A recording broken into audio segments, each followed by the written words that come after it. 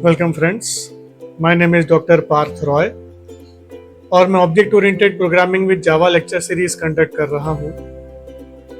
आज के लेक्चर में हम लोग इंटर थ्रेड कम्युनिकेशन के बारे में थोड़ा और इंफॉर्मेशन गैदर करेंगे। जो थ्रेड्स हैं वो एक दूसरे के साथ कम्युनिकेट कर सकते हैं अपने एग्जीक्यूशन को मैनेज करने के लिए। हमने इस टाइप का भी एक प्रोसेस देखा था ज्वाइन मेथड का यूज करके। एक और मेथड यहाँ पे दिया है वेट और नोटिफाई मेथड्स का यूज करके हम जो है इंटर थ्रेड प्रोसेस कम्युनिकेशन को जो है कर सकते हैं, इंटर प्रोसेस कम्युनिकेशन को अप्लाई कर सकते हैं। वेट और नोटिफाई मेथड्स जो हैं, ये दोनों मेथड्स जो हैं वो ऑब्जेक्ट क्लास के मेथड्स हैं, ये थ्रेड क्लास के मेथड्स नहीं हैं। तो वेट और नोटिफाई क्या है कि कोई भी थ्रेड किसी भी ऑब्जेक्ट के वेट मेथड को कॉल करके उस ऑब्जेक्ट के अपडेशन के लिए वेट कर सकता है, और जैसे ही वो ऑब्जेक्ट अपडेट हो जाता है तो नोटिफाई मेथड से उसको समझ में आ जाता है कि अपडेशन हो चुका है। तो वेट और नोटिफाई से हम जो है ऑब्जेक्ट्स का अपडेशन के लिए वेट करके, जैसे अपडेशन होने के बाद फिर नोटिफाई करके हम लोग आगे बढ़ सकते हैं। तो थ्रेड्स जो हैं वो कम्युनिकेट करते हैं इस प्रकार से using wait and notify. Wait और नोटिफाई मेथड्स जो है वो सिर्फ सिंक्रोनाइज्ड एरिया से ही कॉल किया जा सकता है। सिंक्रोनाइज्ड ब्लॉक या सिंक्रोनाइज्ड मेथड के अंदर से ही हम उसको कॉल कर सकते हैं। अगर वेट नोटिफाई मेथड्स को हम नॉन सिंक्रोनाइज्ड ब्लॉक से कॉल करेंगे तो illegal monitor state exception generate हो जाएगा। सो हमको ध्यान रखना पड़ेगा कि वेट और नोटिफाई मेथड्स को हमको सिंक्रोनाइज्ड एरिया से ही कॉल करना है। वेट मेथड वही थ्रेड कॉल कर सकता है जो ऑब्जेक्ट का लॉक को एक्वायर कर चुका है, उसी का वो वेट कॉल कर सकता है। ठीक, और नोटिफाई मेथड भी जो है लॉक को रिलीज करने के लिए यूज किया जाएगा। वेट, नोटिफाई और नोटिफाई ऑल, ये तीन टाइप मेथड्स हैं जिनको हम यूज कर सकते हैं। वेट मेथड से जो है थ्रेड वेटिंग स्टेट में चला जाएगा और जिस सिंक्रोनाइज कोड में है उससे बाहर निकल जाएगा। नोटिफाई मेथड से जो वेटिंग स्टेट में थ्रेड है वो वापस उस सिंक्रोनाइज कोड में एंटर कर जाएगा और बाकी का एग्जीक्यूशन वो आगे बढ़ाएगा। नोटिफाई ऑल से ऐसा हो सकता है कि एक ही ऑब्जेक्ट पे मल्टीपल थ्रेड्स वेट कर रहे हो अपडेशन के लिए। तो नोटिफाई ऑल से क्या होता है, हर एक थ्रेड को अपना अपना नोटिफिकेशन मिल जाता है, वो अपना एग्जीक्यूशन आगे बढ़ा सकते हैं। तो let us see how to apply this wait and notify method. So एक हम प्रॉब्लम लेके चलते हैं जिसको हम प्रोड्यूसर कंज्यूमर प्रॉब्लम बोलते हैं। प्रोड्यूसर जो है वो प्रोड्यूस करता है, कंज्यूमर कंज्यूम करेगा। तो consumer should not consume unfinished product. जो प्रोडक्ट आया नहीं है उसको वो कंज्यूम ना करे, तो हम उसको वेट नोटिफाई मेथड से कर सकते हैं। तो हम एक काम करते हैं, पहले हम उसका एक सिनेरियो क्रिएट करते हैं कि एक प्रोडक्ट है।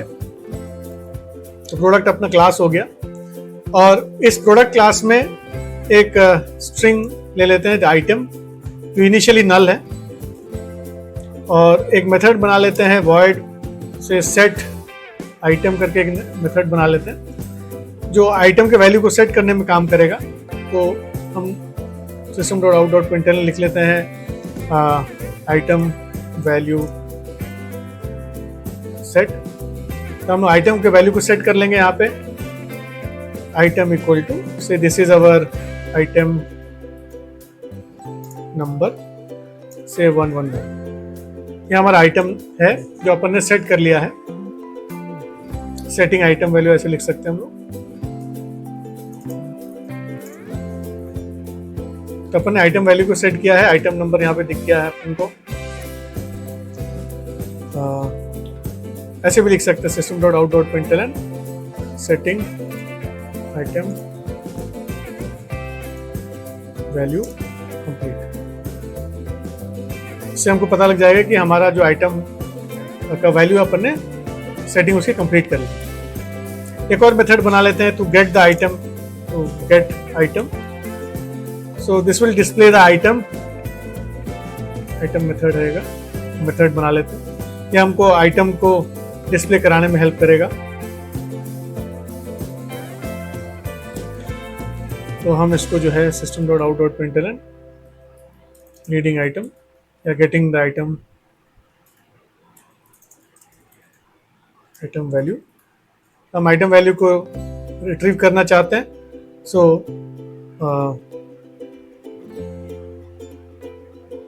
या getting the item value plus item के वैल्यू को हम डिस्प्ले करा देंगे। तो आइटम वैल्यू हम डिस्प्ले करा रहे हैं, आइटम का जो भी वैल्यू रहेगा वो डिस्प्ले कराएंगे। आइटम का वैल्यू सेट होने के बाद डिस्प्ले होना चाहिए, ऐसा हम मान के चल रहे हैं। प्रोडक्ट बन चुका है, अब हम प्रोड्यूसर और कंज्यूमर बनाते हैं। तो एक क्लास बनाते हैं प्रोड्यूसर दैट एक्सटेंड्स थ्रेड। तो it is a thread. Multi threading के कॉन्सेप्ट्स को देख रहे हैं तो इसको हम थ्रेड बनाएंगे। अच्छा, यहाँ पे आइटम का वैल्यू जो है हम यहाँ पे दे सकते हैं। जैसे यहाँ पे मैं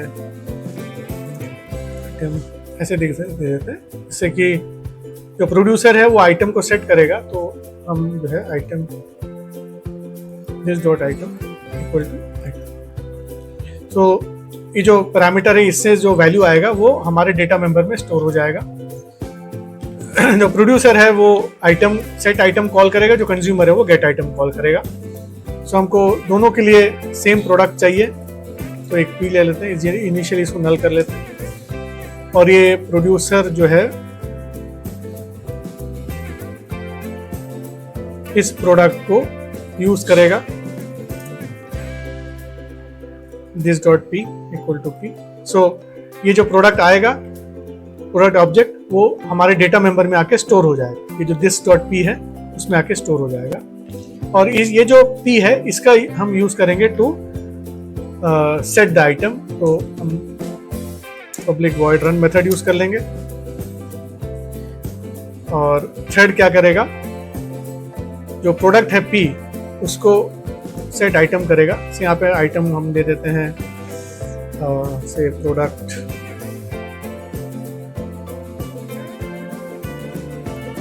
नंबर, से प्रोडक्ट नंबर 222 ये हो जाएगा। प्रोडक्ट नंबर क्या 111 कर देते हैं। तो this is our product that is the item that we have set.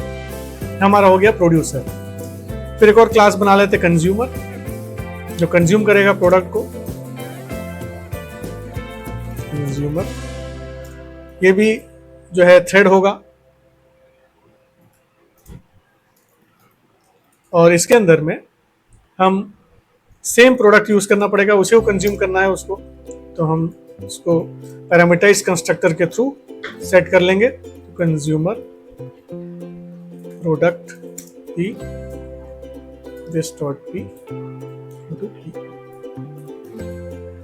ठीक। सो हमने ये पैरामीटराइज कंस्ट्रक्टर क्यों यूज किया है, क्योंकि हमको चाहिए यही प्रोडक्ट जो है वो दोनों में रहे। इसीलिए अपने पैरामीटराइज कंस्ट्रक्टर, प्रोड्यूसर के लिए भी सेम प्रोडक्ट हमको चाहिए, कंज्यूमर के लिए भी सेम प्रोडक्ट चाहिए। क्योंकि जो प्रोड्यूसर प्रोडक्ट को अपडेट करेगा उसी प्रोडक्ट को कंज्यूमर को कंज्यूम करना है। इसीलिए अपन ने यहाँ पे पैरामीटराइज कंस्ट्रक्टर का यूज किया है। अब यहाँ पे थ्रेड के लिए जो रन मेथड हम क्रिएट कर लेते हैं। अब यहाँ पे p डॉट गेट आइटम करेंगे। So this will display the product value, जो प्रोडक्ट मिला है उस वैल्यू को, ये जो प्रोडक्ट सेट किया गया था वो प्रोडक्ट हमको यहाँ पे मिलना चाहिए। तो इस इंटेंशन से अपन ने इसको कोड को बनाया है। इसलिए प्रोडक्ट अलग से क्लास बना लिया, उसमें set item gate item methods बना लिए। फिर प्रोड्यूसर का एक अलग से क्लास बनाया जो एक थ्रेड है, उसमें वो सेम प्रोडक्ट हम यूज करेंगे to set the product value. Consumer एक और थ्रेड बनाया और उसमें भी हम सेम प्रोडक्ट यूज करेंगे to set the product item, to get the product item. ठीक है, डिटेल्स। अब हम मेन मेथड में आ जाते हैं। मेन मेथड में हमको क्या करना है, सबसे पहले हमको प्रोडक्ट का इंस्टेंस बनाना पड़ेगा, जिसको हम लोग को बार बार यूज करना है। तो एक प्रोडक्ट इंस्टेंस बना लेते हैं। तो नया प्रोडक्ट इंस्टेंस बन चुका है। फिर हमको प्रोड्यूसर का एक इंस्टेंस बनाना है, कंज्यूमर का इंस्टेंस बनाना है। Producer pro equal to new producer instance create हो रहा है। यहाँ पे हमको वही प्रोडक्ट चाहिए जो प्रोड्यूसर प्रोड्यूस करेगा, वैल्यू सेट करेगा। कंज्यूमर का भी हम जो है एक इंस्टेंस बनाएंगे, न्यू कंज्यूमर, वो भी सेम प्रोडक्ट को कंज्यूम करेगा। इसलिए अपन ने यहाँ पे पैरामीटराइज कंस्ट्रक्टर को क्रिएट किया था, क्लासेस के अंदर में पैरामीटराइज कंस्ट्रक्टर को इसलिए बनाया था। अब दोनों के पास P ऑब्जेक्ट है, that is the same product object is available with producer and consumer. So producer को स्टार्ट कर देंगे एंड कंज्यूमर को स्टार्ट कर देंगे। ठीक, अब रन करके देखते हैं प्रोड्यूसर कंज्यूमर में क्या हमको दिख रहा है। रन करते हैं, आउटपुट को ऑब्जर्व करते जाएंगे आउटपुट को जस्ट ऑब्जर्व करते जाएंगे। ठीक है, अभी रन करते साथ ही हमको क्या मिला, आइटम वैल्यू हमको नल मिल गया। आइटम वैल्यू नल क्यों मिला, क्योंकि अब दोनों थ्रेड्स इंडिपेंडेंट ही रन कर रहे हैं। प्रोड्यूसर को हम लोगों ने पहले रन किया था, तो प्रोड्यूसर को रन करते ही जो है सेट आइटम हो जाना चाहिए था, हमको प्रोडक्ट नंबर मिलना चाहिए था 111, हमको मिला नहीं। और गेट आइटम से क्या हो गया, आइटम को हम लोग जैसे विजुअलाइज किया तो हमको नल मिल रहा है, क्योंकि नेचुरली इनिशियली तो नल था आइटम का वैल्यू, तो सेट नहीं हो पाया। फिर से रन करके देखते हैं। अब देखिए प्रोडक्ट मिल गया, ये मिला प्रोडक्ट। ठीक है, सो कंज्यूमर को प्रोडक्ट मिला। गेटिंग द आइटम वैल्यू जो है ये कंज्यूमर का गेट आइटम मेथड है, इसको हम लोग कॉल कर रहे थे यहाँ पे। ये जो गेट आइटम मेथड है यहाँ पे, ये गेट आइटम मेथड है, इसका आउटपुट हमको यहाँ पे मिला। तो फिर से रन करके देखते हैं, अब फिर नल हो गया। तो ये आप ऑब्जर्व करके देख सकते हैं कि प्रोडक्ट जो है वो कभी सेट हो पा रहा है, कभी नहीं हो पा रहा, कभी नल मिल रहा है, कभी मिल रहा है, कभी नल मिल रहा है। तो हमको करना क्या है, अब यहाँ पे आता है वेट और नोटिफाई का यूटिलिटी। वेट नोटिफाई कैसे होगा, वेट कैसे करेंगे, नोटिफाई कैसे करेंगे। जब प्रोडक्ट का आइटम वैल्यू सेट होगा तो हम नोटिफाई कर देंगे, और गेट आइटम करते वक्त हम वेट करेंगे, जब तक ये सेट ना हो जाए तब तक हम वेट करेंगे। तो वेट मेथड से हम क्या करेंगे कि इस आइटम में वैल्यू आ जाए, इसके लिए हम वेट करेंगे। तो जब तक आइटम ना आए हम वेटिंग स्टेट से बाहर नहीं जाएंगे। तो वेट को कॉल करने से पहले मैं यहाँ पे लिख लेता हूँ वेटिंग फॉर आइटम। ठीक है, सो हम वेट करेंगे फॉर आइटम, और हमको लिखना पड़ेगा वेट मेथड। तो वेट मेथड को हम कॉल करेंगे। सो वेट मेथड जो है that throws interrupted exception, catch block पहले बनाना था, उसके बाद हम इसके बारे में डिस्कशन करते हैं। ठीक, तो वेट मेथड जो है वो एक चेक्ड एक्सेप्शन थ्रो करता है, दैट इज इंटरप्टेड एक्सेप्शन। सो इसको आप ऑब्जर्व करें, ये तो वेट मेथड है दैट थ्रोज इंटरप्टेड एक्सेप्शन। इसका मतलब जो भी वेट मेथड को कॉल करेगा उसको इंटरप्टेड एक्सेप्शन कैच करने के लिए ट्राई कैच ब्लॉक लगाना पड़ेगा। तो हमने, क्योंकि हम कॉल कर रहे हैं वेट मेथड को, तो हमें एक ट्राई कैच ब्लॉक लगाना पड़ा। Interrupted exception is a checked exception. So हम लोग ने चेक्ड अनचेक्ड एक्सेप्शन के बारे में जब डिस्कस किया था, मैंने बताया था कि चेक्ड एक्सेप्शन कंपाइल टाइम में चेक होता है, तो इसलिए उसको हमको ट्राई कैच ब्लॉक में रखना ही पड़ेगा। इसलिए वेट मेथड को हमको ट्राई कैच ब्लॉक में रखना पड़ा। सो हम एक्सपेक्ट कर रहे हैं कि वेट मेथड से वो क्या करेगा, वेट करेगा until the set item method is complete और नोटिफाई हो गया। तो द थ्रेड, जो थ्रेड सेट आइटम को कॉल करेगा वो नोटिफाई को कॉल करेगा, जिससे ये वेट कर रहा है, ये जो कंज्यूमर थ्रेड है जो वेट कर रहा है, उसको पता लग जाएगा कि हाँ वेटिंग कंप्लीट हो चुका है, अभी आप आइटम को देख सकते हैं। तो एग्जीक्यूशन क्या होगा, वेट में आके रुक जाएगा। जो कंज्यूमर वाला जो कोड है वो यहाँ पे आके रुकेगा, क्योंकि consumer is calling the gate item method. देखिए यहाँ पे कंज्यूमर जो है वो ये कंज्यूमर क्लास है जो गेट आइटम मेथड को कॉल कर रहा है। तो गेट आइटम मेथड जो है क्या करेगा, वेट करने में कंपेल कर देगा हमारे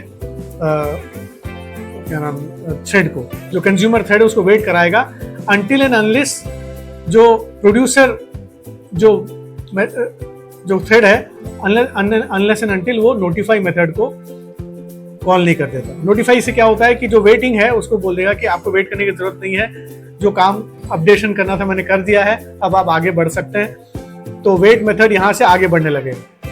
ठीक, वेट से अपन बाहर आ जाएंगे और ये हमको आउटपुट में मिलेगा। अब एक और इम्पॉर्टेंट पॉइंट है कि वेट और नोटिफाई मेथड्स को हम लोग सिर्फ सिंक्रोनाइज्ड कॉन्टेक्स्ट में कॉल कर सकते हैं। अगर मैं अभी इसको कॉल करने की कोशिश करूं तो एक्सेप्शन आएगा। लेट्स ऑब्जर्व द एक्सेप्शन, क्या एरर आता है। देखिए यहाँ पे एरर आ चुका है।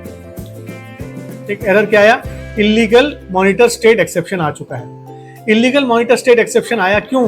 क्योंकि हमने वेट और नोटिफाई मेथड्स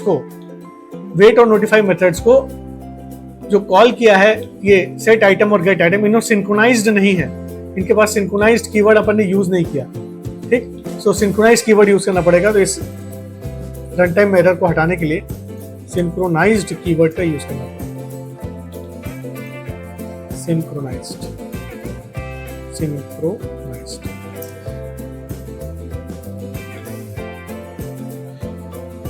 ठीक, अब ऑब्जर्व करते हैं। अभी सिंक्रोनाइज कॉन्टेक्स्ट हो गया, वेट और नोटिफाई भी कॉल हो गया। अब रन करके देखते हैं आउटपुट हमको क्या मिलता है। सेम कोड था, सिर्फ वेट नोटिफाई ऐड कर दिया अपन ने और सिंक्रोनाइज ऐड कर दिया। अब देखिएगा यहाँ पे वेट जो है मेथड कॉल हो चुका है। देखिए वेटिंग फॉर, देखिए यहाँ पे आ चुके हैं, यहाँ पे वेट कर रहा है। अब ये इन्फिनाइट वेट में चला गया, क्यों? क्योंकि नोटिफाई मेथड जो है वेट होने से पहले ही मोस्ट प्रोबेबली कॉल हो गया होगा, इसी कारण जो है ये इन्फिनाइट वेट में जा चुका है। फिर से रन करके देखते हैं। ये प्रॉब्लम आता है जब हम लोग वेट नोटिफाई यूज करते हैं। फिर से मैं रन कर रहा हूँ, फिर से वेट जो है वो चला गया। ठीक है, इसको अपन जो है और थोड़ा सा मॉडिफाई करते हैं और नोटिफाई को थोड़ा देर से नोटिफाई कराते हैं। थोड़ा इसको हम लोग वेट कराते हैं। इसको नोटिफाई करने से पहले थोड़ा वेट कर ले, क्योंकि ऑलरेडी अगर कोई वेटिंग स्टेट में है तो हम कोशिश कर रहे हैं। अभी देखिए इसको हम, अब जो मैं कोड लिख रहा हूँ उसको ध्यान से देखते जाइए। हम लोग लिखते हैं, जैसे मैं 500 मिली सेकेंड्स के लिए इसको वेट करा देता हूँ थोड़ा सा, क्योंकि वेट नोटिफाई मेथड जो है एक बार रन हो गया ना, उसके बाद फिर वो आगे बढ़ जाता है। अगर कोई इसके बाद वेट कर रहा है तो ठीक है, उसके पहले अगर कोई वेट कर रहा होगा तो उसके लिए वो काम नहीं करेगा। ठीक, अभी भी वही प्रॉब्लम है। देखिए अभी भी सेम प्रॉब्लम आ रहा है, इसमें प्रॉपरली इसमें जा नहीं पा रहा है। इसको और थोड़ा सा करते हैं मॉडिफाई। अच्छा, एक और चीज करके देख सकते हैं कि प्रोड्यूसर, ठीक है, हाँ अभी देखिए, अभी इसमें ये इट हैज रन है ना, इसे प्रॉपरली रन हो चुका है। हमको प्रोडक्ट का वैल्यू भी मिला, जो कंज्यूमर था उसको कंज्यूम करने के लिए वैल्यू मिला। फिर से इसको रन करते हैं, फिर से मिला। देखिए आउटपुट में, देखिए देखते जाएं। अभी एक इनफाइनाइट वेट में चला गया है। तो ये थोड़ा सा हमको ध्यान रखना पड़ता है इसके बारे में। तो इसका एक सोल्यूशन भी है। इसका सोल्यूशन क्या है? या तो मैं यहाँ पे मिली सेकेंड्स को थोड़ा बढ़ा दूं, जैसे कि नोटिफाई थोड़ा देर बाद एग्जीक्यूट हो, तब जो है वेट मेथड जो है उसको मिल जाए कि अब वेट करने की जरूरत नहीं है। तो वेट मेथड जो है वो नोटिफाई के लिए वेट करता रहता है। तो नोटिफाई अगर आ गया टाइम से तो वेट आगे बढ़ जाएगा, नहीं तो फिर वो इन्फिनाइट वेट में चला जाएगा। अच्छा, अभी ये इन्फिनाइट वेट में जा चुका है। तो इसका एक और सोल्यूशन है। इसका क्या सोल्यूशन है कि हम वेट को जो है मिली सेकेंड्स दे के रोक सकते हैं कि भाई इससे ज्यादा वेट मत करो। जैसे फॉर एग्जांपल मैंने बोला कि 3 सेकंड से ज्यादा वेट मत करना, और यहाँ पे मुझे फिर इसकी जरूरत नहीं पड़ेगी। तो हमारा प्रोड्यूसर जो है वो नोटिफाई कर देगा। अगर वेट को मिला नोटिफिकेशन तो ठीक, नहीं मिला तो कोई बात नहीं, 3 सेकंड के बाद वो आगे बढ़ जाएगा और आइटम के वैल्यू को डिस्प्ले करा देगा। तो ये एक प्रोबेबल सोल्यूशन है जिसको हम क्रिएट कर सकते हैं। देखिए अब यहाँ पे आप जितने बार भी इसको रन करेंगे वो 3 सेकंड तक ही मैक्सिमम वेट करेगा, उससे ज्यादा वेट नहीं करेगा। अभी वेट बिल्कुल नहीं किया क्योंकि उसको तुरंत नोटिफाई मिल गया। तो जब उसको नोटिफाई मिलेगा तभी वो वेट से बाहर आएगा। अब इसको नोटिफाई नहीं मिला है तो 3 सेकंड के लिए वेट करेगा और नोटिफाई से मतलब अपने वेट से बाहर आ जाएगा। तो ये एक तरीका है जिससे कि हम जो है वेट नोटिफाई को ऑब्जर्व करके देख सकते हैं किस प्रकार से वर्क करता है। तो वेट और नोटिफाई का मतलब यही होता है कि एक थ्रेड जो है एक ही ऑब्जेक्ट को, प्रोडक्ट के ऑब्जेक्ट को ही अपन अपडेट कर रहे हैं। तो एक थ्रेड क्या कर रहा है, सेट आइटम कर रहा है जो प्रोडक्ट को अपडेट कर रहा है, और नोटिफाई मेथड को कॉल करके सभी वेटिंग थ्रेड्स को बता रहा है कि आप अपना काम कर लीजिए क्योंकि मैंने अपडेट कर दिया है, ये this is the updation code. ठीक, और जो वेटिंग थ्रेड्स हैं, जो रीडिंग वाले थ्रेड्स हैं, वो गेट आइटम जैसे ये मेथड है, इसको कॉल करके बैठे हैं, यहाँ पे वेट मेथड को कॉल करके बैठे हैं। They are waiting for this notify to happen. Updation होने के बाद जो नोटिफाई मेथड है इसके लिए वेट करेंगे। तो जैसे ही नोटिफाई हो जाएगा तो वेट आगे बढ़ जाएगा और ये एग्जीक्यूशन यहाँ पे हमको दिखेगा। So this is how we use wait and notify methods to manage the producer consumer problem. तो आई होप ये कोड समझ में आया होगा कुछ हद तक. तो जो अपन ने अभी कोड लिखा है इसको प्लीज आप लोग ये वीडियो को बार बार देखें, रिपीटेडली वीडियो को देखिए और अपने हिसाब से कोड को चेंज करके भी देखें किस प्रकार से वर्क करता है, एक बार देखें. वेट नोटिफाई मेथड्स को अंडरस्टैंड करने की कोशिश करें, how it helps in solving the producer consumer problem. जो अभी मैंने कोड लिखा है ये यही एक तरीका नहीं है, बहुत सारे तरीके हैं जिससे हम वेट नोटिफाई मेथड्स को यूज कर सकते हैं. So try to explore all those methods. Thanks for your patient listening. Please subscribe and press the bell icon for latest updates. Thank you so much.